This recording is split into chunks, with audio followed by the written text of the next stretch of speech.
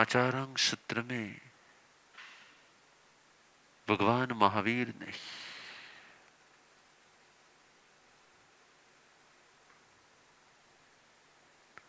आत्मा के अस्तित्व का शिकार बताया। जब कोई भी व्यक्ति की मृत्यु होती है ना, तब आंसू कब आते हैं? यदि हमने आत्म तत्व का शिकार किया है तो आंसू नहीं आने चाहिए, और यदि आंसू आते तो हमने परमात्मा के वचनों पर श्रद्धा नहीं की है। भगवान ने तो कह दिया आत्मा और शरीर अलग है, आत्मा और शरीर का कॉम्बिनेशन ही जीवन है, और जैसे सेपरेशन होगा, सेपरेट होंगे, मृत्यु हो जाएगी। फिर भी जब कोई स्वजन की मृत्यु होती है तब स्वीकार क्यों नहीं होता? એકદમ ક્લિયર છે આત્માને શરીર બે અલગ પડવાનું જ છે, એકદમ ક્લિયર છે, બધાનું પડે છે, પડવાનું જ છે, જે છે અલગ છે, અલગ થવાનું જ છે, પણ એનો સ્વીકાર કેમ ન થાય? हेलो, किसी भी स्वजन की मृत्यु पर आंसू क्यों आते हैं? तो मोह की व्याख्या क्या हो गई? जे નથી એવું છે એવું ફીલ કરાવે ન મોહ છે. જે સ્વજન નથી છતાંય સ્વજન છે એવું ફીલ કરાવે છે. જેનું મૃત્યુ થવાનું જ છે છતાં મૃત્યુ ન થાય એવું ફીલ કરાવે, એ શું છે? तो मोह क्या है? मोह सत्य है कि इल्यूजन है? तो आपकी पूरी लाइफ का बेस किसके ऊपर है? सत्य के ऊपर है कि इल्यूजन के ऊपर है? आखी फैमिली लाइफ सर्जाई શેમાંથી? આખું ફેમિલી બોન્ડિંગ, આખું ફેમિલી સિસ્ટમ શેમાંથી સર્જાય? કોક મારું છે, રાઈટ? કોઈક મારું છે માંથી સર્જાય છે, પણ વાસ્તવિકતામાં એવું હોય કે ન હોય? અને જ્યારે મૃત્યુ થાય ત્યારે કોઈક મારું ચાલ્યું ગયું એવું ફીલ થાય કે કોઈ આત્મા ગયો એવું ફીલ થાય? કોક મારું ચાલ્યું ગયું, કોક મારાની વિદાય થઈ ગઈ, કોક મારા સ્વજનની વિદાય થઈ ગઈ. સાતીના મને એમ થતું હશે કે મારા પ્રેમલની વિદાય થઈ ગઈ, રાઈટ? ભ્રમ કે સત્ય? અને ભ્રમ છે એ ખબર છે, ઇલ્યુઝન છે એ ખબર છે, આ મારી માત્ર એક કલ્પના છે ખબર છે. ખબર છે કે નથી ખબર? खबर छे छता ये मालूम ही है कि ऐसा है, फिर भी क्यों नहीं है? क्योंकि हम इस प्रकार के कर्मों के अधीन हो जाते हैं, और उस कर्म का नाम है मोहनी. और मोह कर्म का काम ही क्या है? जो है वो नहीं है, और जो नहीं है वो रियलाइज कराए. दोनों प्रयोग क्यों भाव था? आप सबके साथ ऐसा क्यों होता है? हमारे यहां पर एक महासती जी के फादर ऑफ हो गए संसार में. एक दिन तक तो मैंने उनको कहा ही नहीं था. दूसरे दिन वो गोचरी जा रहे थे तो मेरे पास से वो निकले, तो मैंने बुलाया. मैंने कहा आपको मालूम है कल क्या हुआ था? उन्होंने कहा कल क्या हुआ था? कल है ना आपके संसार में जो फादर थे ना उसकी डेथ हो गई थी और वो गए. अच्छा, मैं कहा गए? वो अपनी गोची में लग गए, आराम से गोची में स्वीट लेकर आ गए थे और आराम से वो गोचरी वापर रहे थे. क्या गोची में स्वीट भी लाए थे और आराम से उन्होंने गोचरी भी वापरी थी? क्यों? हेलो, क्यों? क्योंकि उनके अंदर से सत्य का जन्म हो गया था, इसलिए भ्रम की मृत्यु हुई तो उनको कुछ असर नहीं हुई. सत्य का जन्म हो जाता है ना, फिर भ्रम की मृत्यु होती तो असर नहीं होती. और जब तक भ्रम एकदम अंदर में स्ट्रांग होता है ना, जब तक भ्रम इल्यूजन अंदर में स्ट्रांग होता है ना, तब तक सत्य का जन्म नहीं होता। शिविर क्या होती है एनआरआई शिविर क्या होती है? आपके अंदर के सत्य को प्रकट करने, आपके अंदर के सत्य को एहसास करने, आपके अंदर के सत्य को स्ट्रांग बनाने, दृढ़ बनाने, समझ को दृढ़ बनाने, और हर सिचुएशन में संभाव, बैलेंस और समाधि होनी चाहिए कि नहीं होनी चाहिए? अब मानो कि जिसका हस्बैंड ऑफ हो गया है, वो हो तो गया ही है, अब वो चेंज कर पाएंगे? अब उसमें कोई चेंज लाने की शक्यता है? नहीं नहीं, वो जितने आंसू बहाएंगे ना, वो आंसू अमृत बन जाएंगे और अमृत वापस उसको लाइफ दे देंगे? नहीं दे देंगे। दे पाएंगे? नहीं दे पाएंगे। तो फिर क्यों रोने का? तो फिर किसी भी स्वजन की डेथ पर रोने का क्यों? पण गुरुदेवी આવી જાય, પણ ગુરુદેવી આવી જાય તમને ખબર ન પડે, તમારા કોઈ સગા ન હોય એટલે તમને ખબર ન પડે. હેલો, યસ નો,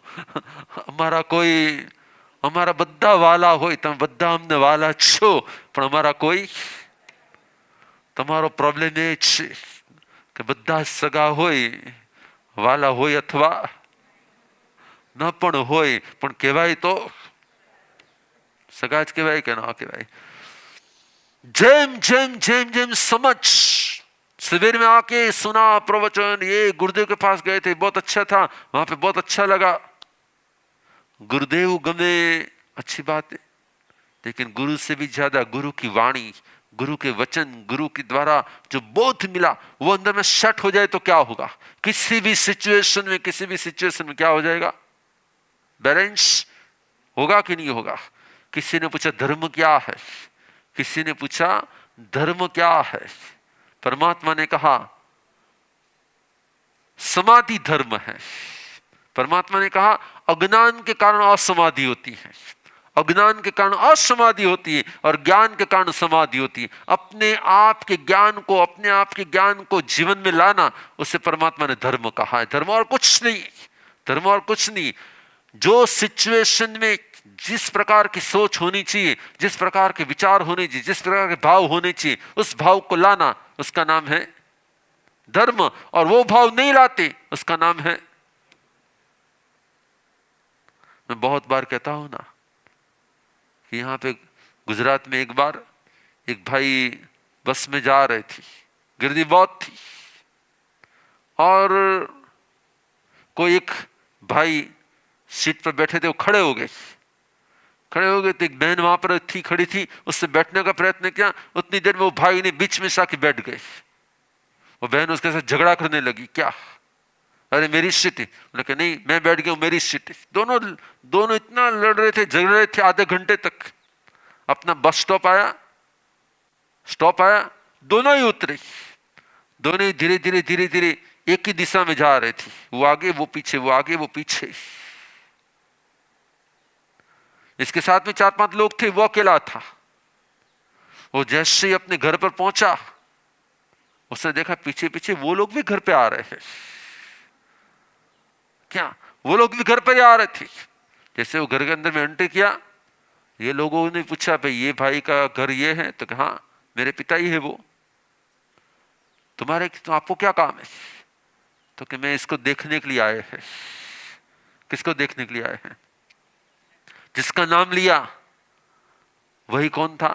जिसके साथ बस में झगड़ा किया था। अब वो एक दूसरे को देखने के लिए मीटिंग कर रहे थे।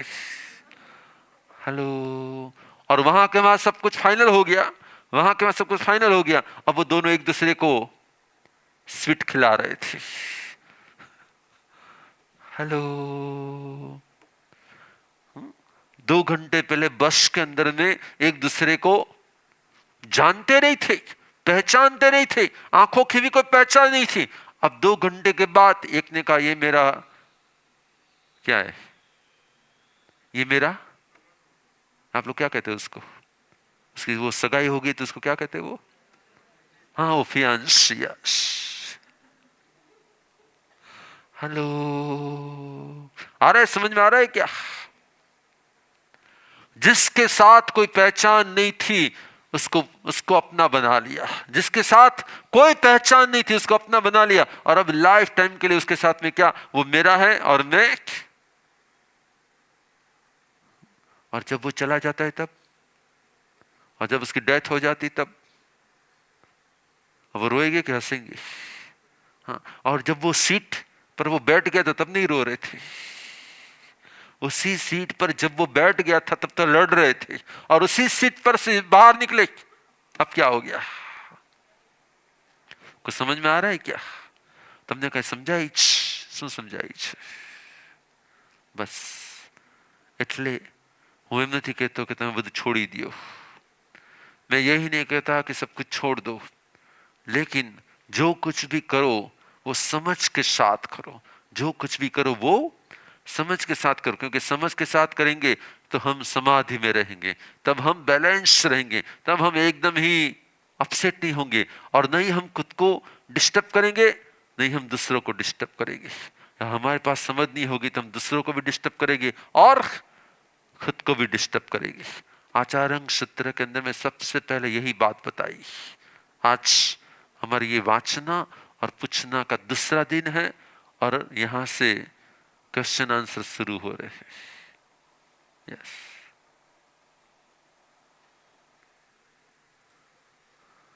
आपके लिए प्रश्न रेडी होंगे? यस,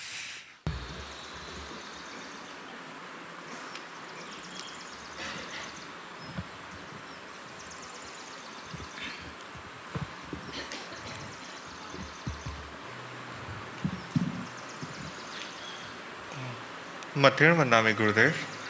और थर्ड उद्देशक में क्वेश्चन एक सबसे पहली जो सूत्र है उसमें बात आती है उज्जुकड़े और अमायम, तो दोनों ही लक्षण एक जैसे ही लगते हैं, तो उसे डिफरेंट क्यों बताया? एक नेगेटिव वर्ड है और एक पॉजिटिव वर्ड है। उज्जुकड़े वो सरलता रखने वाले थे, अमायिकड़े वो माया कपट नहीं करने वाले थे। देखो, दुनिया में दो प्रकार के लोग होते हैं, उज्जू सरल, उज्जुकड़े एकदम सरल है, किसी के साथ भी चिटिंग, किसी के साथ भी कुछ गलत, किसी के कुछ खराब नहीं करते, किसी का खराब सोचते भी नहीं, ऐसे एकदम उज्जुकड़े एकदम सरल व्यक्ति होते हैं। और कई व्यक्ति होते स्मार्ट, लेकिन किसी के साथ चिटिंग नहीं करते। कई व्यक्ति होते बहुत समझदार, लेकिन किसी के साथ अमायिकड़े चिटिंग नहीं करते। समझदार दो प्रकार के होते हैं, एक अपनी बुद्धि का उपयोग करके बहुत सारे लोगों को चिट करते हैं, और एक के पास बुद्धि है, समझ पूरी है, वो कोई भला भोला आदमी नहीं, वो समझदार है, लेकिन वो किसी को चिट नहीं करता है, अमायिकड़ है, वो किसी के साथ माया कपट नहीं करता है। वो आदमी स्मार्ट नहीं, वो दिल का ही सरल है, એને વધારે કઈ ખબર પડતી નથી, વધારે કઈ કતાગમ પડતી નથી, એને કઈ વધારે કઈ આવડત છે નહીં કઈ, પણ એ કોઈને છેતરતા પણ નથી, एकदम सरल છે। तो वहां पे जो सरलता, उज्जुकड़े शब्द है वो पॉजिटिव के लिए है, और अमायिकड़े तो वो नेगेटिव के लिए, कि वो किसी के साथ नेगेटिव नहीं करता है और वो सबके साथ पॉजिटिव करता है। तो दोनों वर्ड एक होते हुए भी अलग है। ओके, आप लोग कैसे?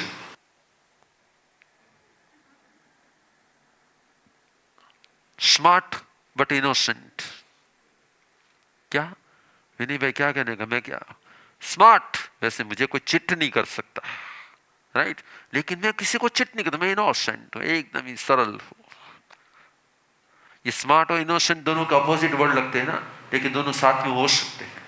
भगवान महावीर कैसे थे? कोई पूछे भगवान महावीर कैसे थे? भगवान ने कोई छेतरी सके, पर भगवान कोई नहीं छेतरे।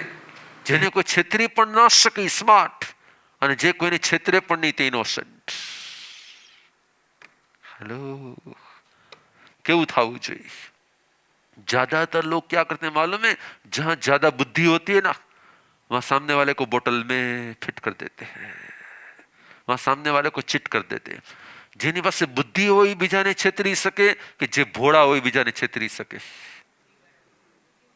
जिसके पास ब्रेन जिसका ज्यादा चलता है वो किसी को चिट कर पाता है कि जो एकदम जिसकी बुद्धि ज्यादा नहीं वो चिट कर पाता है। जिसकी बुद्धि ज्यादा होती है ना वही चिट कर पाता है, जिसके पास बुद्धि ज्यादा नहीं होती किसी को चिट नहीं कर पाता। लेकिन समझ होते हुए भी अपने स्वार्थ को छोड़ देना, समझ होते हुए भी अपने स्वार्थ को जब छोड़ सकते हैं ना तब हम चिटिंग को छोड़ सकते हैं। समझ में जब स्वार्थ मिक्स हो जाता है ना तब चिटिंग हो जाती है। समझ में स्वार्थ मिक्स हो तब चिटिंग होती है। समझ के साथ जब स्वार्थ मिक्स नहीं होता है तब चिटिंग नहीं होती। लेकिन याद रखना चिटिंग का फल विक्रेंद्री होता है, जो आपका नेक्स्ट सेशन में लेने वाला हूं। नेक्स्ट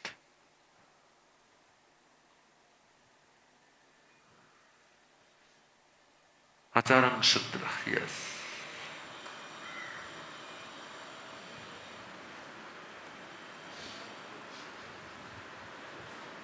देवानुप्रियो, इस बार वांछना की जगह पूछना शब्द रखा हुआ है। क्या आपको आचारण सूत्र में से प्रश्न पूछने हैं और मैं उसका समाधान देने वाला हूं। हर वक्त क्या होता है हम लोग ही बोलते रहते हैं, उसको वांछना कहा जाता है।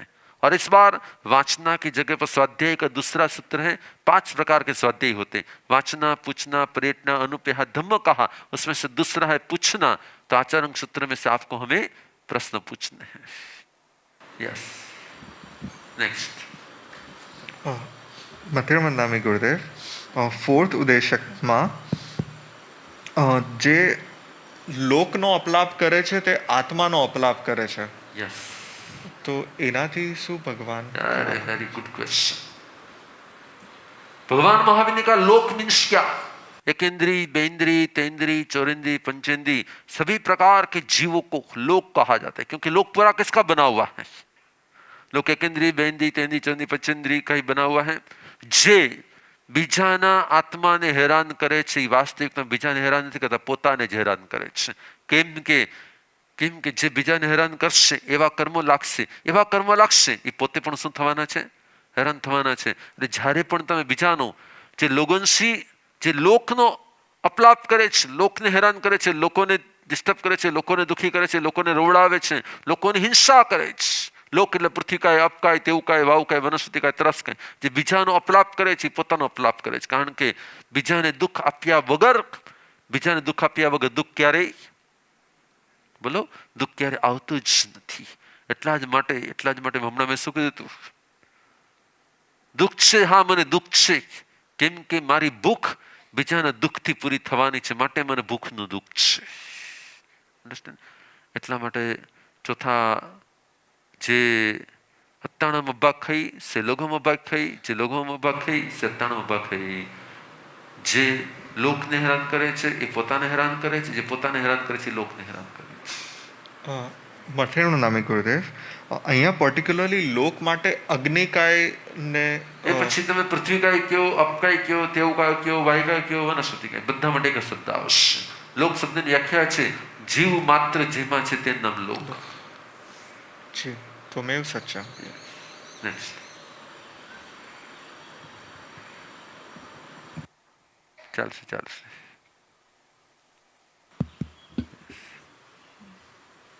मध्यन वंदामी गुरुदेव। प्रथम उद्देशक में पूर्व भाव के स्मरण की बात की गई है।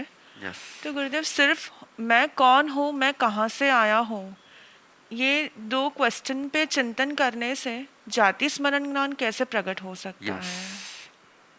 क्योंकि जब हम वर्तमान को देखते हैं ना तो मेरा खाना, पीना, पहनना, ओढ़ना, जाना, आना, करना, यही सब विचार होते हैं। लेकिन जब मैं कहां से आया, मेरा यहां पे बर्थ कहां से हुआ, बिफोर बर्थ मैं कहां था, ये सोच, जीवन की सोच वालों के पास ये सोच नहीं होती। लेकिन जब हम इस सोच में पड़ जाते कि मैं कहां था, मैं कहां से यहां पे जन्म लिया, और जन्म में मेरा जो ये बॉडी का फॉर्मेशन हुआ उसके पहले मेरा फॉर्मेट कैसा था, तब मैं कैसा था, क्या था।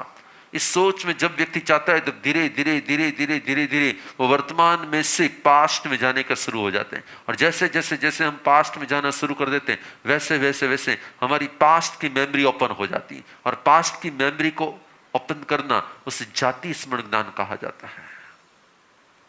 तो जैसे हम मैं कहां से आया इस सोच में डीप जाते हैं ना, तो जाति स्मरण ज्ञान हो जाता है। क्योंकि जाति स्मरण हमेशा के लिए पास्ट के जन्मों का होता है, फ्यूचर के जन्मों का नहीं, पास्ट के जन्मों का होता है। और पास्ट के जन्मों का विचार कब आता है? जब हम ध्यान में चले जाते, जब हम डीप चले जाते, जब हम पास्ट में चले जाते हैं। અંડરસ્ટેન્ડ? તો જેમ વ્યક્તિ પાસ્ટમાં જવાનો પ્રયત્ન કરે છે, એમ તેનું જાતિ સ્મરણ જ્ઞાન પ્રગટ થઈ જાય છે। परंतु गुरुदेव, जैसे एग्जाम्पल, मानो कि यहाँ पर अमी दीदी दुबई से आए हैं। अमी दीदी 5 દિવસ પહેલા સાંજે શું નાસ્તો, શું બ્રેકફાસ્ટ, શું તમે સાંજે જમ્યા હતા, ડિનર શું લીધું હતું? Right, before 5 days. Remember?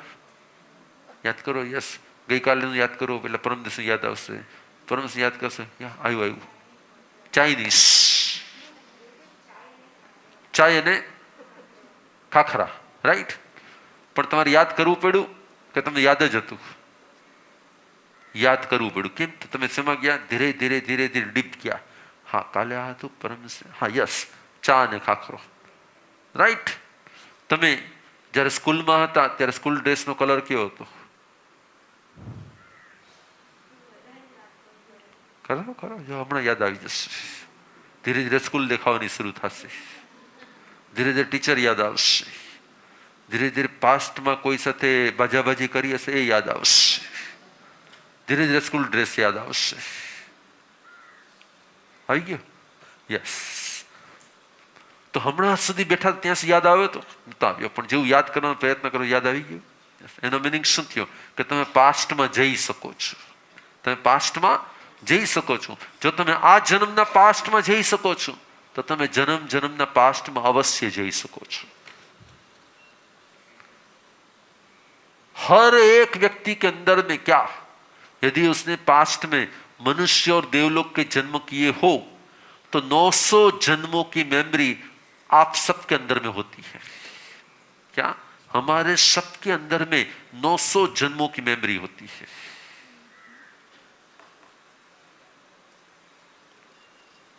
Understand? Clear? तो पास्ट में जवाती શું થાય છે? જાતિ સ્મરણ થાય છે. तमेव सच्चम. नेक्स्ट और क्वेश्चन हो तो बोलो. માટે મને આપી ગયો શાસ્ત્રનું નામ છે પરિજ્ઞા. તો પરિજ્ઞા શબ્દનો અર્થ આપ સમજો. एकदम क्लियर वर्ड છે પરિજ્ઞા. જ્ઞા એટલે જ્ઞાન, પરી એટલે એની આસપાસ જે સબ્જેક્ટ છે, માનો કે આચાર્ય સૂત્રની અંદરમાં અહિંસાનો સબ્જેક્ટ છે, અથવા પૃથ્વીકાયનો સબ્જેક્ટ છે, અથવા તેવકાયનો સબ્જેક્ટ છે, અથવા તો રાગનો સબ્જેક્ટ છે, જે પણ સબ્જેક્ટ છે, શસ્ત્ર પરિજ્ઞા, શસ્ત્રના સબ્જેક્ટનું જ્ઞાન, તેને કહેવાય છે શસ્ત્ર પરિજ્ઞા. પરિજ્ઞા એટલે એની આસપાસમાં, જ્ઞા એટલે જ્ઞાન, તેની આસપાસનું જ્ઞાન, તેને કહેવાય છે પરિજ્ઞા. જ્ઞા એટલે જ્ઞાન, પ્રજ્ઞા એટલે જ્ઞાન, પ્રગટે તે પ્રજ્ઞા, અને પરિજ્ઞા જેની આસપાસનું પ્રગટે તે પરિજ્ઞા કહેવાય છે. શું થાવ? હેલો गुरुदेव, आगे के सब्जेक्ट में वनस्पति काय की हिंसा की बात आती है. શું વનસ્પતિ કાયની હિંસાની વાત આવે છે. તો વનસ્પતિ કાયને જ્યારે મારવામાં આવે છે, વનસ્પતિ કાયને જ્યારે તોડવામાં આવે છે, તો એના જે એક્સપ્રેશન્સ હોવા જોઈએ એ નથી દેખાતું. યસ યસ તો એની માટે એમ કહેવાય છે કે તેને તે જીવોને ગાઢ દર્શનાવર્ણ્યનો ઉદય છે, ગાઢ નિંદ્રાનો ઉદય છે. તો આ સબ્જેક્ટ ઉપર नो नो नो સૌથી ફર્સ્ટ कि तेमने वेदना जो थाई, किसी भी वनस्पति को जब भी तोड़ा जाता है तब उसको जो वेदना होती है, वो वेदना उसके पूरे अस्तित्व में प्रकट होती है. लेकिन उसकी वेदना को पहचान सके, जान सके, समझ सके, ऐसी हमारे पास प्रज्ञा नहीं होती. इसलिए हमको ऐसा लगता है कि उसके कोई एक्सप्रेशन बाहर नहीं आ रहे, उसकी कोई वेदना बाहर नहीं आ रही, उसकी कोई पीड़ा बाहर नहीं आ रही. अभी थोड़े समय पहले मैं किसी प्रोग्राम में गया था और उस प्रोग्राम में किसी एक व्यक्ति को, किसी एक बहन को जोरदार तकलीफ हो रही थी. उसके पास में उसका हस्बैंड बैठा था. उसको मालूम ही नहीं था कि मेरी मेरी वाइफ को इतनी तकलीफ हो रही है। मैं दूर बैठा बैठा देख रहा था उसको इतनी तकलीफ हो रही है। मैंने उसको पूछा, उसके पानी को पूछा, उसकी तकलीफ को पूछा और उसकी केयर करने की मैंने शुरू कर दी। क्योंकि पास में ही उसका हस्बैंड बैठा था, वो आराम से प्रोग्राम को देख रहा था। हेलो। तो क्या होता है, किसी के दुख को समझ सके, किसी की वेदना को समझ सके, उसके लिए भी क्या चाहिए? उसके लिए भी प्रज्ञा चाहिए, उसके लिए भी समझ चाहिए। हमारे पास वो समझ नहीं, वो ज्ञान नहीं, वो आंखें नहीं है कि हम उस वनस्पति की वेदना को जान पाए, देख पाए, समझ पाए। लेकिन इसलिए हम परमात्मा के वचनों पर विश्वास रखते हैं कि परमात्मा ने कहा जैसा दुख किसी अंधे व्यक्ति को मारने से होता है, ऐसा ही दुख वनस्पति को होता है। कैसे अंधे व्यक्ति को काटने से जितना दुख होता है उतना ही उसको दुख होता है, जितना उस अंधे व्यक्ति को चीरने से दुख होता है उतना ही उसको दुख होता है। इसलिए हमें भगवान के वचनों पर विश्वास करते हुए समझना चाहिए कि उसको भी वेदना होती है। हाँ, आपका प्रश्न था कि ज्ञानावणी और दर्शनावणी कर्मों के कारण उसे उस वेदना का अनुभव नहीं होता है। नहीं, इसके लिए ऐसा बताया कि उसे जो वेदना हो रही वो क्या हो रहा है। जैसे कि अभी बहुत सारे लोग डॉक्टर के पास जाते हैं ना, तो डॉक्टर को कहते डॉक्टर साहब पेट में दर्द हो रहा है। डॉक्टर कहते यहाँ हो रहा है, वहां कुछ हो रहा है, लेकिन कहाँ पे, क्या वो गैस हो गया, ये वो कुछ समझ में नहीं आ रहा, लेकिन हो रहा है। तो इसे क्या कहा जाता है? अनिदा वेदना। जिसका निदान न हो उसके अनिदान। ऐसे ही उस वनस्पति के जीव को बहुत वेदना हो रही, बहुत पीड़ा हो रही, लेकिन वो पीड़ा क्या है, किस प्रकार से हो रही, कौन दे रहा है, कैसे हो रही, उसे कुछ मालूम नहीं पड़ रहा, लेकिन बस पीड़ा का एहसास होता है। इसलिए वनस्पति का ही की पीड़ा को ऐसी पीड़ा कहा जाता है जिसमें उसे, हमें तो क्या होता है, किसी ने मारा तो मालूम पड़ता है मार दिया, उसने मारा, ये किया, मुझे चिर रहे, मुझे काट रहे, मुझे जला रहे, मुझे ये कर रहे, लेकिन उसको वो नहीं पता चला कि मेरे साथ क्या हो रहा है, लेकिन वेदना हो रही है। गुरुदेव, जैसे आपको कोई काटे तो अलग प्रकार की वेदना होगी, आपको कोई जलाए तो अलग प्रकार की वेदना होगी, आप गिरे तो कोई अलग प्रकार की वेदना होगी। तो हम उसको क्लियरिफिकेशन ला सकते कि यस कि इस प्रकार की वेदना है, लेकिन वनस्पति को यह नहीं मालूम पड़ता है कि मुझे किस प्रकार की वेदना हो रही, उतना उसको मालूम है। इसलिए उसकी वेदना को नानावणी और दर्शनावणी कर्म के कारण ऐसी अनिदा वेदना कहा जाता है। गुरुदेव, जैसे हम कॉन्शियस रहते हैं तो हमें पता चल रहा है कि हमें पेन हो रहा है। yes. लेकिन इस प्रकार के जीव को तीव्र दर्शनावरणीय कर्म के उदय की वजह से कांस्टेंट निंद्रा में उसके पास क्लैरिटी नहीं होती। नहीं, निंद्रा के कारण नहीं, उसको क्लैरिटी नहीं होती कि उसे क्या हो रहा है। जैसे नींद में भी कोई आपको चांटा मार दे तो आपको मालूम तो पड़ेगा ना, भाई गोए खबर तो पड़ेगा कहीं, बरोबर। आज प्रयोग करा भी जवानो।